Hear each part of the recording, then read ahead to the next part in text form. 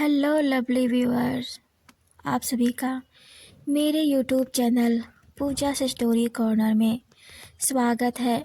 पिछले एपिसोड में आपने देखा नीलम को पता चल ही जाता है कि संजना प्रेग्नेंट है। वह रोहित से संजना को अपनाने की बात करती है, पर रोहित संजना पर ही लांछन लगाता है, जिससे संजना गुस्से में आ जाती है। जब रोहित के साथ जबरदस्ती करने की कोशिश करता है तो संजना रोहित को छत से धक्का दे देती है। रोहित हॉस्पिटल में दम तोड़ देता है। गायत्री दोनों को बचा लेती है, जिससे सभी को लगता है कि संजना और नीलम वजह नहीं है रोहित के छत से छलांग लगाने में। कहानी में आगे बढ़ने से पहले एक ज़रूरी सूचना, अगर आप मेरे वीडियो पर पहली बार आए हैं तो मेरे यूट्यूब चैनल को सब्सक्राइब, लाइक, कमेंट, शेयर ज़रूर करें ताकि इसके लास्ट पार्ट तक बने रहें। तो बढ़ते हैं अपनी novel cruel boss and cute innocent girl में। तो नोवेल में आगे सुनते हैं, संजना को नींद नहीं आ रही होती है। उसे रोहित के साथ बिताए हुए दिन याद आते हैं। संजना देखती है कि नीलम और गायत्री उसको पकड़कर लेटी हुई है। उसके आसपास संजना उन दोनों का पैर और हाथ अपने ऊपर से हटाती है और चुपके से उठ जाती है और एक नोट्स लिखती है कि रोहित के साथ जो भी हुआ उसमें पूरी की पूरी गलती मेरी है। मैंने ही उसे छत से धक्का दिया था क्योंकि उसने मेरे साथ बहुत गलत किया, इसलिए मैंने उसे जान से मार दिया। मेरे दोस्तों के साथ कुछ भी मत करना, मैं ही असली दोषी हूँ।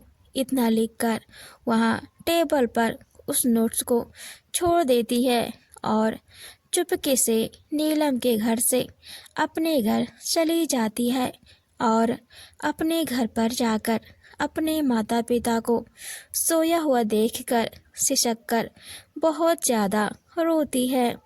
फिर वहाँ से अपने कुछ कपड़े पैक करके निकल जाती है।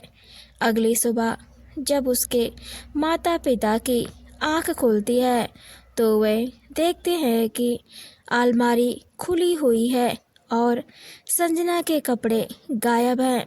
तो वह नीलम के घर दौड़ते हुए आते हैं और बोलते हैं, संजना कहाँ है?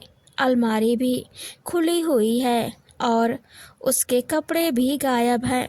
तो नीलम की माँ नीलम के रूम में जाती हैं तो देखती हैं गायत्री और नीलम दोनों बेड पर ही सो रहे होते हैं। संजना का वहाँ पर कोई अता पता नहीं होता है कि संजना कहाँ गई। वह सभी उठते हैं और आसपास हर जगह, हर रूम, हर कोने में ढूंढने लगते हैं, पर उन्हें संजना कहीं भी नहीं मिलती है। संजना के पापा रेलवे स्टेशन, बस स्टॉप, हर जगह, हर कस्बे में संजना की तलाश करते हैं, पर संजना कहीं नहीं मिलती है। संजना के पापा पहली बार अपनी बेटी के लिए रो रहे थे। ऐसा पहले कभी नहीं हुआ कि संजना ने अपने पिता की आंखों में आंसू दिए हों। संजना की माँ बहुत कमज़ोर दिल की है। जब संजना के पापा उनके पास जाते हैं, संजना की माँ संजना के पापा से पूछती है, संजना बाहर खड़ी है क्या? उसे अंदर बुलाओ। मैं आपसे प्रॉमिस करती हूँ कि उसको कुछ भी नहीं बोलूँगी। संजना के पापा संजना की माँ के सामने बुत बनकर खड़े हुए होते हैं। बस उनकी आँखों से लगातार आंसू बह रहे होते हैं। संजना की माँ संजना के पापा का कॉलर पकड़ लेती हैं और बोलती हैं, अगर मेरी बेटी नहीं मिली तो खुद को मार लूँगी। संजना के पापा उनको समझाते हैं कि उसे वह ढूंढ लेंगे कैसे भी करके, पर संजना की माँ खामोश हो जाती है और कुछ भी नहीं बोलती है। संजना के पापा उन्हें बार बार आवाज़ देते हैं और झंझकोड़ते भी हैं, परंतु संजना की माँ को कोई रिस्पॉन्स नहीं करती है। तभी पीछे से नीलम और उसके माता पिता और गायत्री भी आ जाते हैं।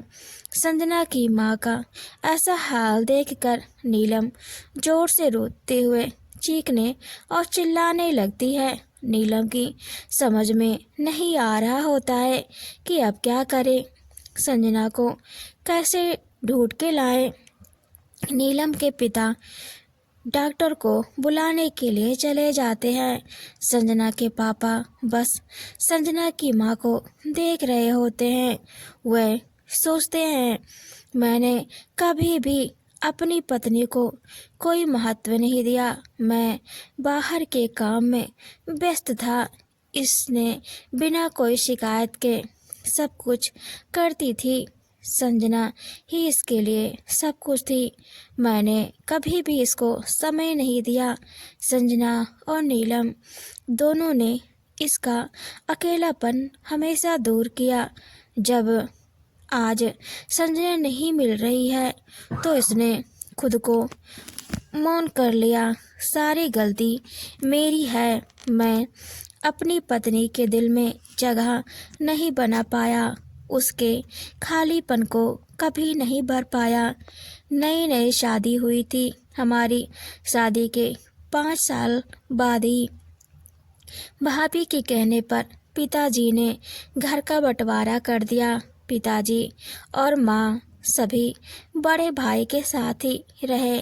मेरी पत्नी संजना को लेकर मेरे साथ इस पुश्तैनी घर में रहने के लिए मेरे साथ बिना किसी सवाल जवाब के रहने के लिए चली आई। मैंने कभी भी नहीं पूछा, रेखा तेरी अपनी कोई इच्छा है, तू खुश है कि नहीं, तुझे क्या अच्छा लगता है। जब आज तुम इस हाल में हो तो मुझे ऐसा लग रहा है मेरा आधा अंग जर्जर हो गया है। तुम उठ जाओ और एक बार बस मेरी ओर देखो। संजना को मैं ढूंढकर तुम्हारे पास जरूर लाऊंगा। नीलम संजना के पापा को देखकर उसका दिल भर आता है और उनको गले लगाकर बोलती है, पापा आप माँ को संभाले, मैं खुद संजना को ढूंढकर लाऊंगी। मैं भी तो आपकी बेटी हूँ। उधर संजना के पीछे कुछ बदमाश पड़ जाते हैं। संजना बचते हुए और खुद को बचाते हुए एक टूटे फूटे टीने के मकान के पास पहुंचती है और उस मकान का दरवाज़ा टूटा हुआ होता है। संजना उस दरवाजे को खोलती है और उनके अंदर घुसने की कोशिश करने वाली होती है कि दरवाज़ा नीचे गिरने वाला होता है। दरवाज़ा पहले से ही टूटकर निकल गया होता है, बस मकान के मुहाने पर टिकाकर रखा गया होता है। उसे पता नहीं होता है कि यह दरवाज़ा कब से खराब हुआ पड़ा है।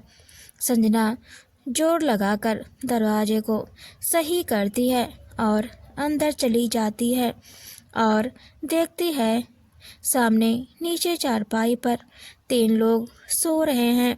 संजना भी उनके पास जाकर सो जाती है और उनके फटे हुए चादर को ओढ़ लेती है। उसके कानों में उन बदमाशों के कदमों की आवाज़ सुनाई दे रही होती है। संजना बहुत ज़्यादा डरी हुई होती है और सिसक सिसक कर मुंह बंद करके रो रही होती है कि उसको घर से नहीं भागना चाहिए था। इस दुनिया में जब अच्छे लोग हैं तो बुरे भी लोगों की कमी नहीं है। अकेली लड़की के साथ आए दिन कुछ न कुछ होता रहता है। अब तक अपने घर में होती तो आराम से सो रही होती, कोई टेंशन भी नहीं। आज तो बच गई इनसे। और मुझे ये भी पता नहीं जिनके पास मैं आकर लेट गई हूँ वो लोग किस प्रकार के इंसान होंगे। फिर सोचने लगती है कि इनके उठने से पहले मैं यहाँ से चली जाऊंगी और इनको पता भी नहीं चलेगा। उधर वे बदमाश उस मकान के पास आकर एक दूसरे से बोलते हैं, वो लड़की हमें किसी भी कीमत पर चाहिए, किसी बड़े घर से मालूम होती है। तुम सब बट जाओ, हर जगह हर कोना ढूंढो, वो लड़की मिली तो हम माला माल हो जाएंगे। उनमें से एक कहता है, सॉरी बॉस, मुझे कोई रोकड़ा नहीं चाहिए, वो सब तुम सब रख लेना, मुझे तो बस वो लड़की चाहिए, उसके साथ फुल मस्ती करनी है मेरे को, बस और कुछ नहीं मांगता मैं। बॉस बोलता है, ठीक है, जिसको जिसको रोकड़ा नहीं चाहिए अभी से डिसाइड कर लो, बाद में कोई शान पत्ती नहीं चलेगी, बोल दे रहा हूँ। कुछ राजी होते हैं और मनी के लिए राजी होते हैं, फिर बटकर संजना को हर तरफ हर जगह ढूंढते हैं, पर थक हार कर फिर उसके मकान के पास आ पहुंच जाते हैं। बॉस बोलता है, वो लड़की ज़रूर इन्हीं मकानों में छिपी होगी और ये सब सो रहे हैं। हम सब यही इंतज़ार करते हैं। जैसे ही वह लड़की इधर कहीं से आती जाती देखी, धर दबोच लेना उसे। संजना उनकी आवाज़ सुन पा रही होती है और सोचती है, मैंने कितनी बड़ी गलती कर दी, और भगवान से प्रार्थना करती है और कहती है कि कैसे भी करके मुझे मेरे घर पहुंचा दो। अब से जो माँ और डैड बोलेंगे वही करूँगी, प्लीज़ मुझे बचा लो। उधर नीलम के पिता डॉक्टर को ले आए होते हैं।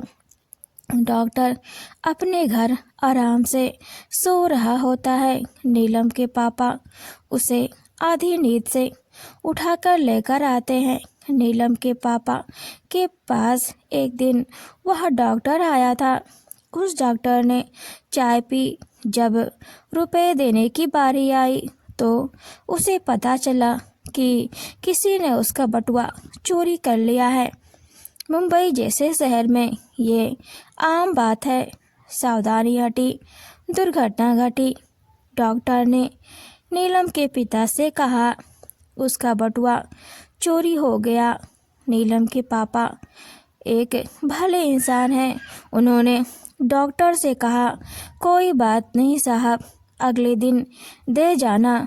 डॉक्टर ने अपने शर्ट की जेब में हाथ डाला और नीलम के पापा को अपना कार्ड देकर बोला, इसमें मेरा एड्रेस और टेलीफोन नंबर भी है, आप कभी भी मेरे क्लिनिक आ सकते हैं। नीलम के पापा जब उस डॉक्टर के पास आधी रात को जाते हैं तो डॉक्टर आने से इनकार नहीं करता है, बल्कि नीलम के पापा के साथ चला आता है। डॉक्टर देखता है संजना की माँ को और अच्छे से चेक करता है। बोलता है, इनकी आंखें तो खुली हुई हैं और पल्स वगैरह सब ठीक है, बस एक टक एक ही दिशा में देखे जा रही हैं। इसके पहले कुछ हुआ था क्या? संजना के पिता डॉक्टर की बात सुने जा रहे थे, वे भी शांत थे। तो नीलम के पिता ने कहा कि बात थोड़ी गंभीर है, अगर ये बात बाहर गई तो हो सकता है इनकी बदनामी न हो। डॉक्टर ने कहा, 3 लोगों से कभी भी झूठ कभी भी नहीं बोलना चाहिए, हमेशा सच बोलना चाहिए। डॉक्टर, टीचर और वकील से तो तुम विश्वास कर सकते हो इन पर, ये तुम्हारी बात तुम्हारे तक ही रखेंगे। अगर अब विश्वास हुआ हो तो बता सकते हो। संजना के पापा डॉक्टर की ओर देखते हैं और कुछ बोलने की कोशिश करने लगते हैं तो नीलम के पिता उनका साथ देते हैं और उन्हें हिम्मत देते हैं कि भाभी जी को बचाना है तो सब सच ही बताना पड़ेगा। संजना के पिता रोने लगते हैं और संजना की माँ की ओर देखकर बोलते हैं, इसकी ये हालत का जिम्मेदार सिर्फ मैं हूँ। मैंने इसको कभी भी नहीं समझा और ना ही कोई अहमियत दी। संजना इसके बहुत करीब थी। आज जब संजना घर से कहीं चली गई तो इसने खुद को मौन कर लिया। इतना कहकर संजना के पिता जोर जोर से दहाड़े मारते हुए रोने लगते हैं। डॉक्टर बोलता है संजना के पिता से कि संजना की माँ को संजना के यहाँ से चले जाने का सदमा लग गया है और यह तभी ठीक होंगी जब संजना खुद इनके पास आएगी, फिर से इनके साथ समय बिताएगी, तब ये बिल्कुल ठीक हो जाएंगी। इतना कहकर और कुछ दवा पर्ची में लिखकर चला जाता है। नीलम के पिता उसके साथ आने के लिए बोलते हैं तो डॉक्टर बोलता है मैं चला जाऊंगा, आप इनके परिवार को अच्छे से ध्यान रखना। इतना कहकर डॉक्टर बाहर निकल जाता है। उधर हॉस्पिटल में रोहित की माँ बेहोश की अवस्था में होती है।